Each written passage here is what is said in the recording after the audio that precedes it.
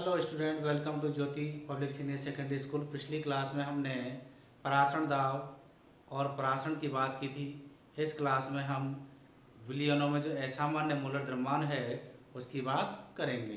तो असामान्य मूलर द्रव्यमान कैसे होता है? जैसे किसी भी विलायक पदार्थ में विलय पदार्थ मिलाया जाता है, तो विलय पदार्थ जैसे एक मोल विलय पदार्थ मिलाया है, लेकिन जैसे ही वो विलयन में जाता है उसका जो द्रव्यमान है उसमें या तो बढ़ोतरी हो जाती है या उसमें कमी आ जाती है। अर्थात जो बाहर से जो मिलाया गया जितना द्रव्यमान है 1 मोल 2 मोल या 3 मोल, उससे या तो कम हो जाता है या ज़्यादा पाया जाता है, जिसे हम क्या कहते हैं? असामान्य मूलर द्रव्यमान कहते हैं। जिस कारण से किसी भी जो विलयन है उसके अणुसंख्यक जो गुणधर्म होते हैं वो भी कैसे होते हैं? प्रभावित होते हैं। तो यहाँ जब किसी विलायक में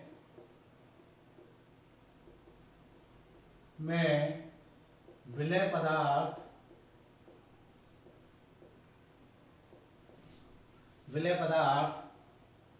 मिलाया जाता है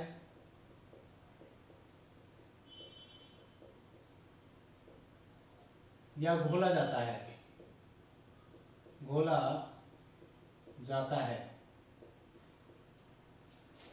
तो विलय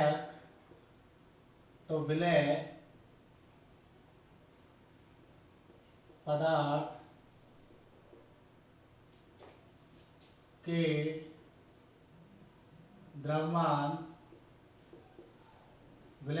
के द्रव्यमान का मान विलयन में कम या अधिक हो जाता है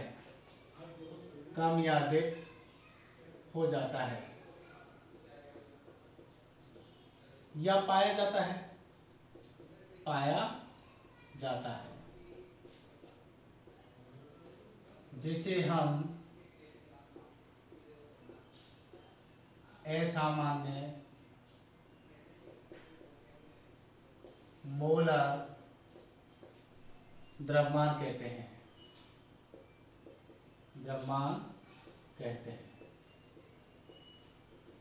जिस कारण किसी विलयन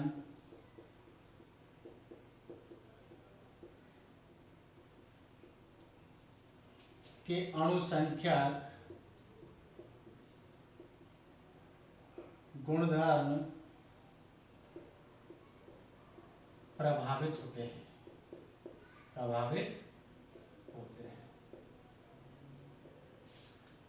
अणुसंख्यक गुणधर्म कैसे होते हैं बेटे? प्रभावित होते हैं। जैसे यहां एक एग्जांपल ले लें, 1 मोल NaCl को जल में घोला जाता है।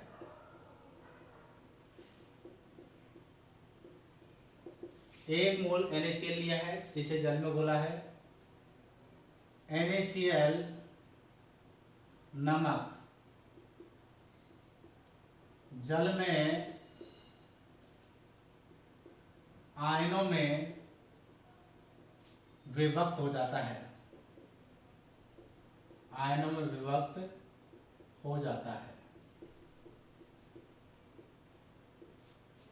वह 1 मोल Na+ आयन व 1 मोल Cl-1 आयन प्राप्त होते हैं। तो यहां हम इसे देखेंगे, NaCl आपने लिया है और आपने क्या किया, इसे जल में डाला है, H2O जल में, तो Na+ और Cl-। यहाँ ये हमारे पास में कितना था? 1 मोल था। यहाँ Na भी कितना निकला? 1 मोल निकल के आ गया। और Cl भी कितना आया, 1 मोल निकल के आया। यहाँ से हमें पता है 1 मोल NaCl की हम बात कर लें तो Na का कितना होता है, द्रव्यमान 23, Cl का कितना आता है 35.5। दोनों को हमने किया था 58.5 ग्राम, अर्थात हमने 58.5 ग्राम NaCl जल में घोलकर विलयन का निर्माण किया है। और यहाँ पर हमारे पास में 1 मोल है, लेकिन यहाँ विलयन में जाकर कितने हो गए, 2 मोल हो गए। तो जब विलयन में जाकर 2 मोल हो गए तो यहाँ जब यहाँ 2 मोल है तो 1 मोल की जब बात करेंगे तो कितना निकल के आएगा भाई, 2 मोल है इतना, तो 1 मोल की जब बात कर लेंगे हम तो हम देखेंगे 58.5 बटे 2 तो कितना आ गया 29.25 ग्राम। अर्थात यहाँ क्या निकल के आ रहा है कि जब 58.5 ग्राम NaCl को हमने जल में घोला है तो विलयन में जाकर ये कितना प्रदर्शित हो रहा है, 29.25 ग्राम।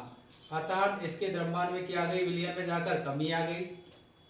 इसीलिए इसे क्या कहते हैं हम, असामान्य मोलर द्रव्यमान, क्योंकि बाहर जो नमक था उसका जो द्रव्यमान था वो कितना था, 58.5 ग्राम था, लेकिन विलयन में जाकर जो प्रदर्शित कितना कर रहा है, 29.25 ग्राम कर रहा है। अर्थात उसके द्रव्यमान में क्या आ गई भाई, कमी आ रही है। और जब द्रव्यमान में कमी आ रही है तो जो द्रव्यमान उसका प्रॉपर प्राप्त नहीं हुआ, कम प्राप्त हुआ है, जिसे हम क्या कहते हैं, असामान्य मोलर द्रव्यमान। अर्थात मोलर द्रव्यमान में क्या हो रही है, कमी आ रही है, इसीलिए इसे असामान्य मोलर द्रव्यमान कहते हैं। दोबारा देख लें, जब किसी विलायक में विलय पदार्थ मिलाया जाता है या घोला जाता है तो विलय पदार्थ के द्रव्यमान का मान विलयन में कम या अधिक हो जाता है या पाया जाता है, जिसे हम असामान्य मोलर द्रव्यमान कहते हैं। जिस कारण किसी विलयन के अणुसंख्यक गुणधर्म भी क्या होते हैं बेटे, प्रभावित होते हैं। अब यहाँ 1 मोल NaCl को जल में घोला जाता है, NaCl नमक में आयनों में विभक्त हो जाता है, वह 1 मोल Na+ आयन व 1 मोल Cl- आयन प्राप्त होते हैं। तो यहाँ से NaCl कितना, 1 मोल है, जिसका द्रव्यमान कितना है बेटे, 58.5 ग्राम है। यहाँ Na+ और Cl- वो भी कितने, 1 मोल प्राप्त हुआ, 1 मोल प्राप्त हुआ। अब ये दोनों मिलकर कितने हो गए, 2 मोल हो गए, लेकिन यहाँ अपन ने डाला कितना है, 1 मोल ही डाला है, और हमें पता है इसका द्रव्यमान कितना 58.5 है। 1 मोल की बात करेंगे तो 2 का भाग देंगे तो कितना आएगा, 29.25 ग्राम निकल के आएगा। अर्थात 29.25 ग्राम किसका आ रहा है बेटे, 1 मोल का निकल के आ रहा है, क्योंकि हमने तो 1 मोल ही डाला है NaCl। अब अंदर जाकर वो विभक्त होता है तो ये प्रक्रिया कोई हम देख थोड़ी रहे हैं, तो उस हिसाब से हम देखते हैं कि विलयन में जाकर इसका द्रव्यमान कितना हो जाता है, 29.25 ग्राम हो जाता है। तो इस कारण से इसके द्रव्यमान में क्या हो गया बेटे, 58.5 ग्राम से कैसा हो गया, कम हो गया, इसीलिए इसे असामान्य मोलर द्रव्यमान कहते हैं। नेक्स्ट अगर मैं बात करता हूं तो सेकंड क्या होता है, जैसे हमने क्या किया, CH3COOH और इसे हमने को बेंजीन में घोलकर, बेंजीन C6H6 में घोलकर विलयन बनाया जाता है, विलयन बनाया जाता है।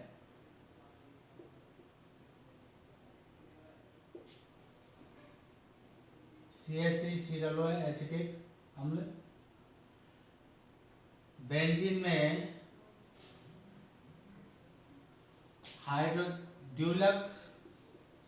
द्विलक अणु का निर्माण कर लेता है, जिस कारण इसके द्रव्यमान में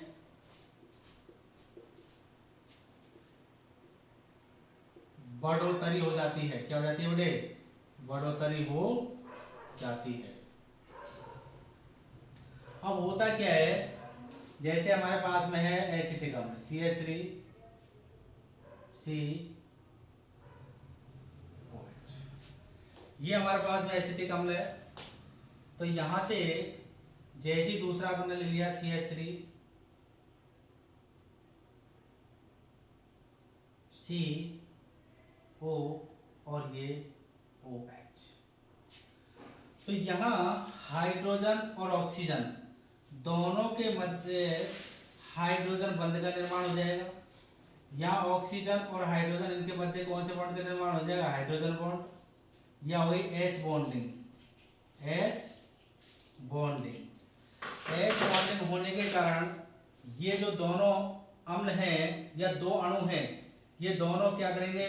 मिलकर और एक अणु के रूप में क्या होंगे? प्रदर्शित होंगे या शो होंगे। तो ये बन गया अपने पास में द्विघुलक। क्या बन गया भाई? द्विघुलक। अब इनके हम द्रव्यमान की बात कर लें। इनका द्रव्यमान कितना होता है? तो जब सूत्र की बात करेंगे CH3COOH। कार्बन का कितना होता है बेटे? 12।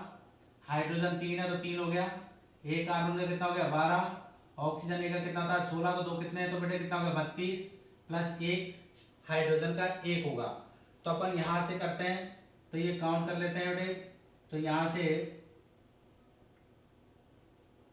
15 प्लस 44 प्लस 1, तो ये बेटे कितना हो गया? 45 और ये हो गया 60। तो यहां से हम देखेंगे कि एक एसिटिक अम्ल का जो द्रव्यमान कितना होता है? 60 होता है। लेकिन यहाँ इन दोनों ने क्या मिला लिया? द्विघुलक बना लिया और दोनों अणु मिलकर एक अणु की भांति व्यवहार कर रहे हैं। किसमें कर रहे हैं बेटे? विलयन में कर रहे हैं। तो ऊपर से तो जब हमने 1 मोल की बात की तो कितना डाला बेटे? 60 ग्राम डाला। अंदर जाकर वो कितना हो गया? 120 ग्राम हो गया। तो द्रव्यमान में क्या हो गई? बढ़ोतरी हो गई। और ये ऐसा विलयन क्या कर रहे हैं? असामान्य मोलर द्रव्यमान प्रदर्शित कर रहे हैं, क्योंकि यहाँ विलय पदार्थ ने क्या किया है? एक द्विघुलक अणु का निर्माण कर लिया और द्विघुलक अणु में दो अणुओं ने मिले, दोनों अणुओं ने क्या किया? H बॉन्डिंग की। एक अणु का द्रव्यमान हमें पता है कितना है? 60 है। तो दूसरे का भी कितना होगा? 60 होगा। तो दोनों ने मिलकर 60 प्लस 60 कितना हो गया? 120 हो गया।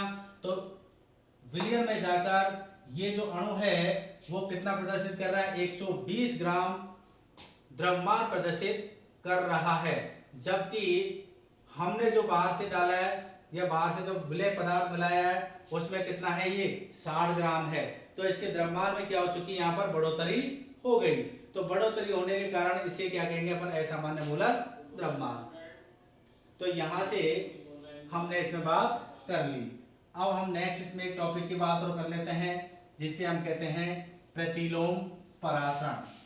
प्रतिलोम परासरण आखिर क्या होता है?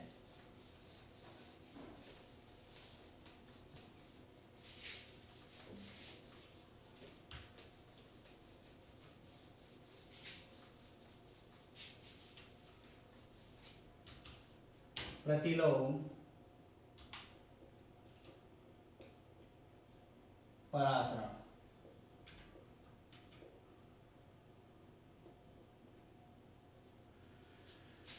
देखो, परासरण की जो प्रक्रिया है वह स्वतः होने वाली एक प्रक्रिया है। इस प्रक्रिया में क्या होता है? जो विलय के कण हैं वो तनु विलयन से सांद्र विलयन की ओर अर्ध पारगम्य झिल्ली से होकर गुजरते हैं और ये स्वतः प्रक्रिया है। ये तब तक चलती रहती है जब तक दोनों विलयनों की जो सांद्रता है वो समान नहीं हो जाती। तो ये प्रक्रिया क्या है? तनु विलयन से सांद्र विलयन की ओर होने वाली प्रक्रिया है। अब यहाँ क्या कर सकते हैं हम? कोई ऐसा यंत्र लगाकर या युक्ति लगाकर यदि इस परासरण की प्रक्रिया को उल्टा कर दिया जाए, क्योंकि यहाँ स्वतः होने वाली प्रक्रिया कौन सी है? तनु विलयन से सांद्र विलयन। लेकिन यदि यही परासरण की प्रक्रिया दाब लगाकर सांद्र विलयन से तनु विलयन की ओर हो जाए तो उसे हम कहते हैं प्रतिलोम परासरण। अर्थात परासरण की प्रक्रिया को क्या करना? उल्टी तरफ उसको ले जाना। इस प्रक्रिया में क्या होगा कि जो विलय के कण हैं वो सांद्र विलयन से तनु विलयन की ओर स्वतः आना प्रारंभ हो जाएंगे। किसके द्वारा? किसी बाह्य दाब लगाकर। तो यहां हमने क्या किया कि जैसे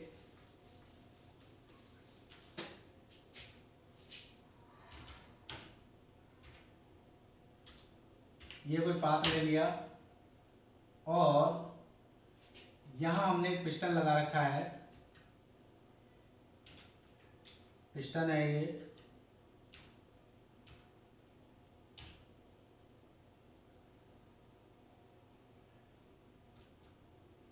दोनों में हमने विलयन बन रखा है, बीच में एक अर्धपारगम्य झिल्ली है। तो यहाँ पर ये हमारे पास सांद्र विलयन है, सांद्र विलयन, नमक का विलयन ले सकते हैं, शर्करा का विलयन ले सकते हैं। और ये हमारे पास तनु विलयन है, तनु विलयन, यहाँ हम शुद्ध जल भी ले सकते हैं। तो हमें पता है ये हमारे पास में क्या है, अर्धपारगम्य झिल्ली है, अर्धपारगम्य झिल्ली है। विलायक के कण इस झिल्ली के द्वारा ही क्या करते हैं, इस विलयन से दूसरे विलयन में क्या करते हैं, गमन करते हैं। तो यहाँ एक स्वतः प्रक्रिया क्या है, विलायक के कणों का तनु विलयन से सांद्र विलयन की ओर क्या करना, गमन करना। तो यहाँ हमने क्या किया, ऊपर पिस्टन लगा रखा है। अब इस पिस्टन से हम इस पर क्या लगाएंगे, प्रेशर लगाएंगे। क्या लगाएंगे बेटे, दाब। दाब लगाते जाएंगे, एक प्रक्रिया ऐसी आएगी कि परासरण की क्रिया क्या हो जाएगी, रुक जाएगी। उस समय जो दाब होगा वो किसके बराबर होगा बेटे, परासरण दाब के बराबर। और यदि मैं परासरण दाब से अधिक दाब लगा देता हूं तो उस कंडीशन पर क्या होगी कि जो विलायक के कण है वो सांद्र विलयन से तनु विलयन की ओर क्या करना शुरू कर देंगे, गमन करना शुरू कर देंगे, अर्धपारगम्य झिल्ली से होकर गुजरना शुरू हो जाएंगे। इस प्रक्रिया को हम क्या कहते हैं, प्रतिलोम परासरण। कौन सी प्रक्रिया बेटे, प्रतिलोम परासरण है। अर्थात यहाँ पर क्या हुआ है कि जो परासरण दाब से अधिक दाब जब आरोपित किया गया तो जो विलायक के कण है वो सांद्र विलयन से तनु विलयन की ओर क्या कर रहे हैं बेटे, गमन करना प्रारंभ कर देते हैं अर्धपारगम्य झिल्ली से होकर, जिस प्रक्रिया को हम क्या कहते हैं, प्रतिलोम परासरण। तो यहां हम देखेंगे जब परासरण दाब से अधिक दाब आरोपित किया जाता है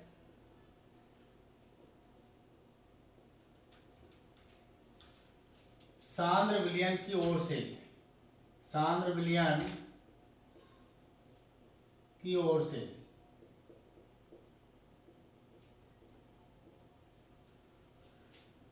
उस स्थिति में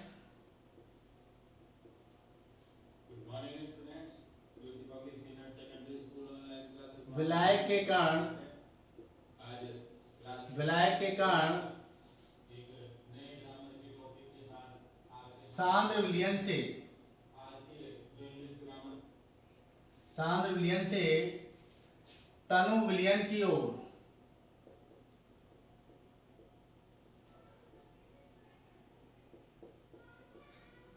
अर्धपारगम्य झिल्ली से होकर, झिल्ली से होकर गुजरने लगते हैं,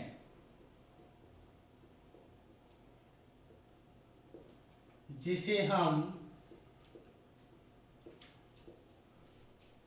प्रतिलोम परासरण कहते हैं, प्रतिलोम परासरण कहते हैं। तो ये बात आप समझ लें, जब परासरण दाब से अधिक दाब आरोपित किया जाता है, कहां से किया जाता है बेटे, जो सांद्र विलयन है उस तरफ से लगाया जाता है, तो उस स्थिति में जो विलायक के कण हैं वो सांद्र विलयन से तनु विलयन की ओर क्या करना शुरू कर देते हैं, गमन करना शुरू कर देते हैं। या परासरण की जो प्रक्रिया है वो कहां से कहां हो जाती है बेटे, जो परासरण की प्रक्रिया है, परासरण की क्रिया है वो सांद्र विलयन से, सांद्र विलयन से तनु विलयन की ओर, विलयन की ओर होती है और होती है। तो परासरण की प्रक्रिया कहां से कहां हो रही है बेटे, सांद्र विलयन से तनु विलयन की ओर होती है। विलायक के कण सांद्र विलयन से तनु विलयन की ओर गमन करते हैं, जिसे हम कहते हैं प्रतिलोम परासरण। तो आज हमने इस क्लास में प्रतिलोम परासरण की बात की, असामान्य मोलर द्रव्यमान की बात की। नेक्स्ट क्लास में हम नेक्स्ट स्टेप की बात करेंगे। तो अगर ये आपको वीडियो अच्छा लगा हो तो इसे लाइक कर दें, सब्सक्राइब कर दें। धन्यवाद।